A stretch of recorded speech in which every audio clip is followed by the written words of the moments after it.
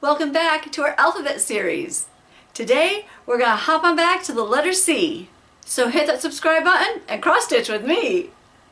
And I'm Melody. Welcome to my channel, Making Melody Crafts.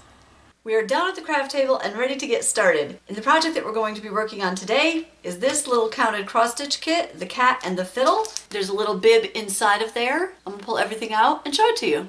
In this package, they just have the bib and then you select the floss yourself. Alright, these are the colors that I've selected for our project today. These are all DMC floss that I'm using here today. If you want to know the numbers, I'll have them in the description box below. Just hit that little downward facing arrow that's right there. This is what the pattern looks like that they give you inside of this kit. So when you start with any kind of cross stitch, you need to find the center of your fabric.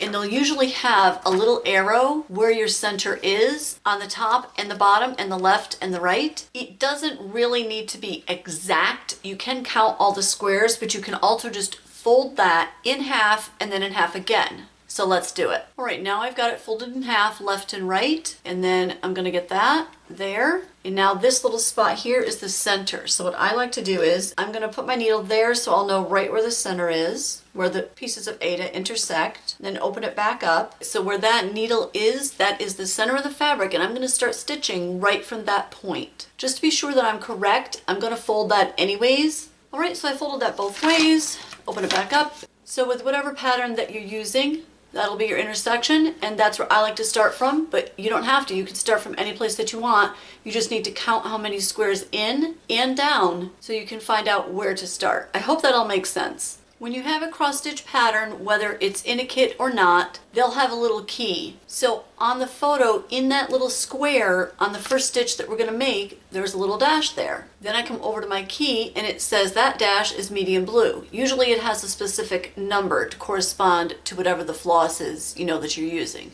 But in this case, they didn't do it that way. So for medium blue, I'm using DMC 798. In that first video, there's more things about cross stitch basics in there, so I don't want to cover all of that again and be too redundant. Alright, I'm going to zoom in for you and start stitching. Alright, now the challenge for me will be to stay in frame while I'm stitching. So I just came up there. I'm going to still keep my needle in the place where the center is. So one square of fabric is one square on the chart or on the pattern that you're using. Alright, so we're going to speed this up now, and I'm going to do a little voiceover for you. This original video was like 4 or 5 hours long, so definitely necessary to speed it up. Cross stitch is a labor of love, to be sure. So really cute, this pattern. And now I'm just showing you the back there, how that looks when the first row is done. You just get two, vertical lines.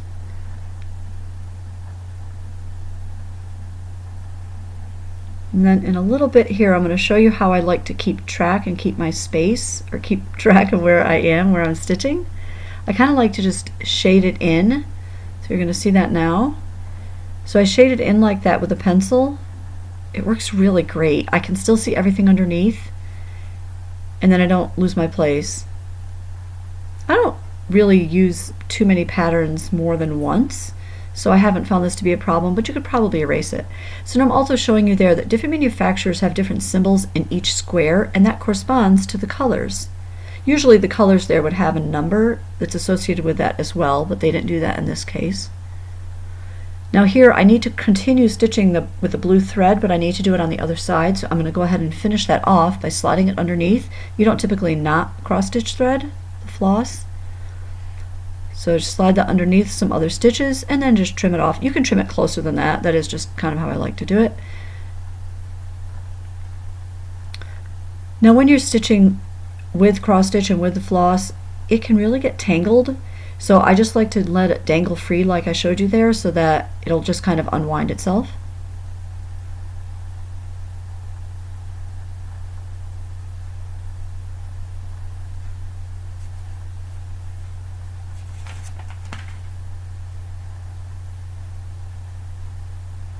That's looking a little bit messy on the back, to be sure. So I'm finishing that off again, and here what I'm trying to show you is just to be careful when you're doing that, because you can sometimes catch the Ada, or whatever fabric that you're cross stitching on. So when you do that, just slide it under only your threads, not the fabric itself. And if you're not sure, just flip it over on the front. You would actually see your needle. So coloring in some more. And I'm showing you there that we're just working on the fiddle. I kept calling it a violin, but I guess it is a fiddle because it's Cat and the Fiddle. So DMC 840 is this color.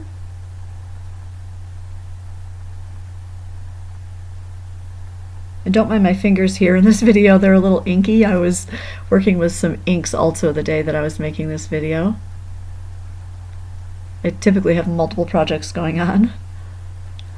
So this is how the skein comes. There's actually 6 threads on there, so I'm going to show you how to separate it. You typically only need 2 for cross stitch. So what I like to do is just get my thumbnail on there and slide it down like that. It doesn't always work that easily. It did in that case, but it doesn't always. And then I just like to leave about, an inch there of thread before I, obviously trap that under some other threads. And now the kitty cat is going to be gray, so all that gray thread is the kitty there.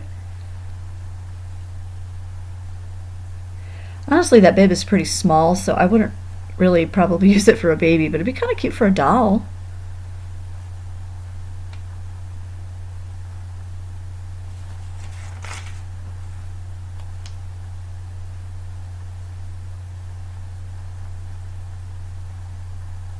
I like how that little violin was taking shape. The color I chose for the bow, it said lavender and I didn't really have that, so I chose the 3041 there. Really, I think a lighter color would have been better. I just didn't have it.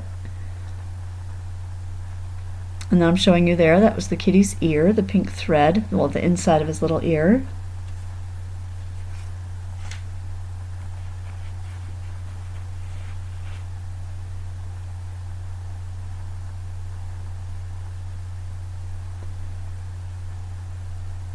So that was 648, but all the colors and the numbers, like I said, are in the description box below. And there's this cute little face, just adorable.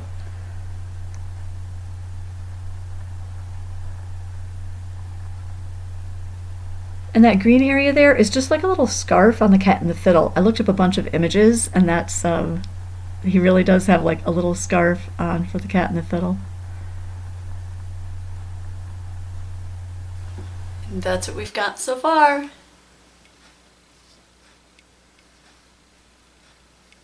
So this is the end of part 1. Please join us for part 2 next week of our cross stitch series, The Cat and the Fiddle, Counted Cross Stitch Bib.